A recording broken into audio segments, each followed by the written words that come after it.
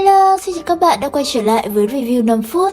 Ở cuối tập 192, sau khi Mã Hồng Tuấn và Trữ Vinh Vinh đánh bại Hải Quỷ Đấu La thông qua khảo hạch, không nghỉ ngơi, lúc này cả nhóm đã có mặt tại Hải Tinh Thánh Trụ. Lúc này thời gian đã đạt 7 canh giờ. Đứng trên thánh trụ đài là một quái nhân, mà hắc sắc trường bào, nhìn qua có chút rách nát. Nhưng làm kịch khác giật mình chính là mái tóc rối tứ tung của hắn dài tới quệt đất, so với tóc của Tiểu Vũ thì còn dài hơn nhiều, như gấp đôi vậy. Theo như Đường Tam phán đoán thì trận này còn khó khăn hơn nhiều, so với hai trận trước thì gian nan tăng thêm gấp bội. Hải Tinh Đấu La cùng Đường Tam đồng dạng là khống chế hệ chiến hồn sư, nên để mà dùng cứng đối cứng thì rất khó mà phân thắng bại. Cuộc chiến vừa bắt đầu, Hải Tinh Đấu La đã xuất ra vũ hồn truyền thân, trên cái hồn hoàn sắp xếp hoàn mỹ, đồng thời lóe sáng, cơ thể theo đó mà xảy ra biến dị.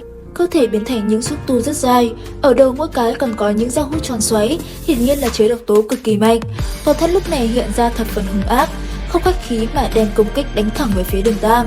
Lúc này ở trong không trung, Đường Tam cũng phóng thích võ hồn của mình, 5 cân Lam Ngân Hoàng đồng thời phóng ra đối chọi trực tiếp với 5 xúc tu của Hải Tinh. Ở phía đối diện, Hải Tinh Đấu La mặc dù đã lường trước được sức mạnh của Đường Tam nên không hề khinh thường hắn, dù sao 4 vị bằng hữu của mình cũng bại dưới tay hắn rồi. Thế nhưng khi nhìn thấy 3 cái hồn hoàn 10 vạn năm của Đường Tam, vẫn không khỏi thất kinh. Cái 10 vạn năm hồn hoàn biểu thị cho cái gì? Rất có khả năng là 3 cái 10 vạn năm hồn cốt ra. Thuộc tính phụ gia của 3 hồn cốt này hoàn toàn bù đắp về sự chênh lệch đẳng cấp. Lúc này khi hai võ hồn cùng nhau va chạm, cả hai dường như đã cảm nhận rõ sức mạnh của đối phương nên vô cùng tập trung, dùng khống chế đối khống chế. Hiển nhiên tình thế lúc này hình thành thế giáp công. Thế nhưng bất giác cả hai đồng thời kinh ngạc khi Hải Tinh Đấu La sử dụng 5 xúc tu thôn phệ Lam Ngân Hoàng thì Đường Tam cũng không thua kém mà thôn phệ lại. Sau một lúc tận lực thôn phệ lẫn nhau, hiện tại Đường Tam dường như bị thua thiệt hơn một chút. Trên thực tế, quyết đấu ở cấp bậc này, võ hồn phụ thể là không thể thiếu. Quyết định thắng thua là dựa vào sự sống còn của trạng thái võ hồn phụ thể. Ai bị đánh cho tan trạng thái võ hồn truyền thân là người đó thua cuộc. Nhân cơ hội bản thân đang chiếm thế chủ động, thân thể khổng lồ của Hải Tinh Đấu La rung động kịch liệt, hồn hoàng thứ 9 trên người sáng lên. Lúc này đối mặt với thân thể khổng lồ của Hải Tinh Đấu La, Đường Tam lựa chọn phương pháp đột phá, Lâm Ngân Bá Phương Thương điên cuồng đề thăng năng lượng, cùng mang đệ ngũ hồn hoàn cấp tốc xoay chuyển, hắc sắc hồn hoàn mang theo một chút hoàng ảnh nhàn nhạt. Cùng với thực lực đề thăng, Đường Tam cũng phát hiện đệ ngũ hồn kỹ này có điều khác lạ. Tuy rằng uy lực không có gì khác lắm, nhưng mỗi khi hắn dưới trạng thái làm ngân chân thân, thi triển kỹ năng này thì lại sinh ra một ảo giác, tựa hồ đây chính là uy lực lớn nhất của nó. Hải Tinh Đấu La vậy mà có thể thông qua giác hút để tinh lọc nước biển, để năng lượng từ trong nước biển dung nhập vào bản thân.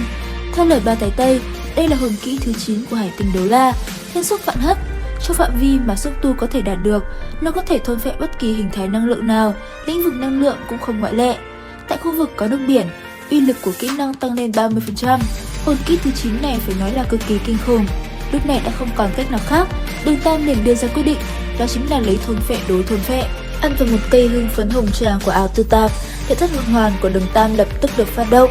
Sóng gợn màu đỏ sậm tràn ra lập tức bao phủ vũ hồn chân thân của Hải Tinh Đấu La. Kỹ năng thứ nhất của hồn hoàn thứ 8 là ngân hổ kình mà Chi Nhiếp phóng thích.